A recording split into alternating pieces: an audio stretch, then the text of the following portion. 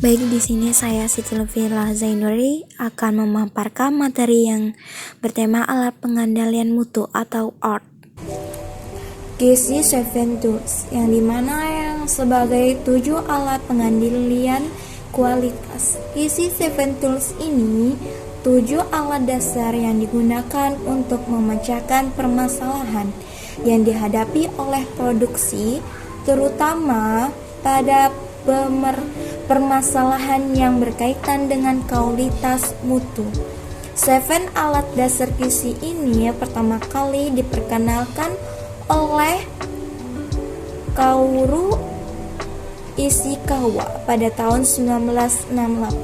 Pertama yaitu check sheet, yang berarti lembar periksa, yang dimana check sheet ini atau lembar periksa merupakan tools yang sering dipakai dalam industri manufacturing untuk pengambilan data di proses produksi yang kemudian diolah menjadi informasi dan hasil yang bermanfaat dalam pengambilan keputusan. Dan sebelah ini contoh dari check sheet, lembar periksa. Yang kedua yaitu Pareto diagram, yang dimana Pareto adalah grafik batang yang menunjukkan masalah berdasarkan urutan banyaknya jumlah kejadian. Urutannya mulai dari jumlah permasalahan yang paling banyak terjadi hingga pada permasalahan yang frekuensi terjadinya paling sedikit. Dalam grafik ditunjukkan dengan batang grafik tertinggi paling kiri hingga grafik rendah paling kanan. Dan di sebelah ini contohnya. Kemudian yang ketiga yaitu cause and effect diagram, yaitu sering disebut dengan fishbone diagram. Cause dan efek diagram adalah alat QC yang dipergunakan untuk mengidentifikasikan dan menunjukkan hubungan antara sebab dan akibat agar dapat menemukan akar penyebab dari suatu permasalahan. Cause and effect diagram dipergunakan untuk menunjukkan faktor-faktor penyebab dan akibat kualitas yang disebabkan oleh faktor-faktor penyebab tersebut. Karena bentuknya seperti tulang ikan, cause dan effect diagram disebut dengan fishbone diagram, diagram yang ikan. Dan sebelah ini bisa kalian lihat contohnya.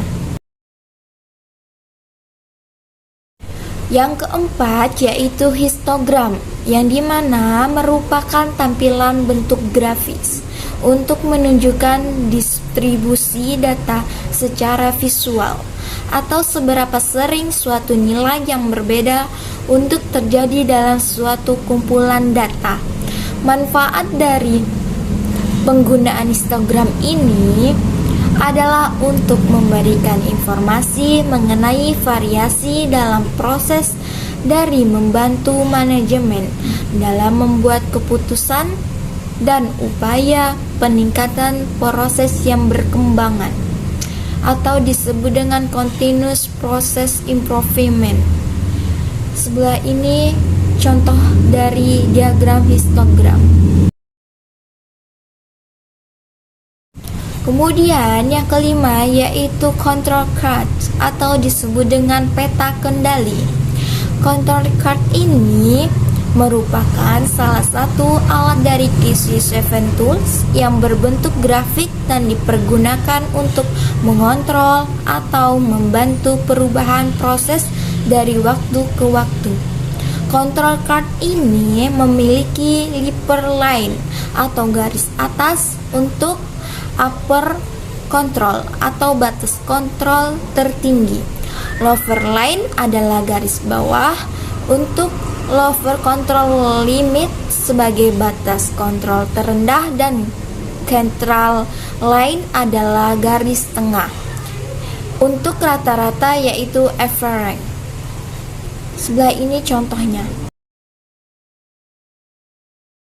Yang keenam yaitu scatter diagram, yang dimana yang disebut dengan diagram tebar.